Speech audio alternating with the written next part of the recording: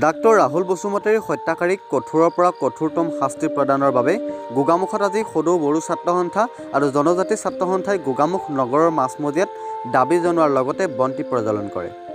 হত্যাকাৰীক কঠোৰতম শাস্তি প্ৰদান কৰি ৰাহুল বসুমতাৰীৰ আত্মাক ন্যায় প্ৰদান কৰিবলৈ দাবী জনাইছে সংগঠন দুটাৰ লগতে উক্ত প্ৰতিবাদটোত অংশগ্ৰহণ কৰা সকলো সদস্যই।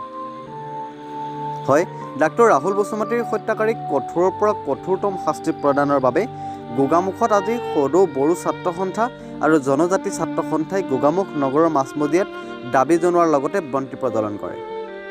হত্যাকাৰীক কঠোৰতম শাস্তি প্ৰদান কৰি ৰাহুল বসুমতাৰীৰ আত্মাক ন্যায় প্ৰদান কৰিবলৈ দাবী জনাইছে সংগঠন দুটাৰ লগতে উক্ত প্ৰতিবাদত অংশগ্ৰহণ কৰা সকলো সদস্যই।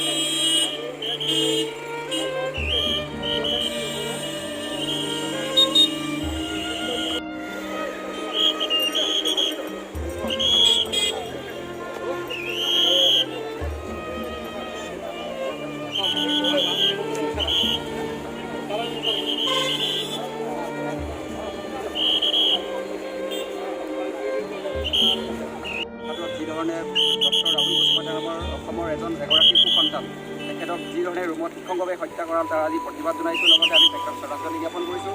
আজি সেই জনজাতি ছাত্ৰ সন্থাৰ পৰ্যায়ৰ পৰা আৰু লগতে সদৌ বড়ো ছাত্ৰ সন্থাৰ পৰ্যায়ৰ আমি এটা চৰকাৰলৈ আহ্বান জনাব বিচাৰিছোঁ আৰু শেষবাৰৰ কাৰণে দাবী জনাব বিচাৰিছোঁ।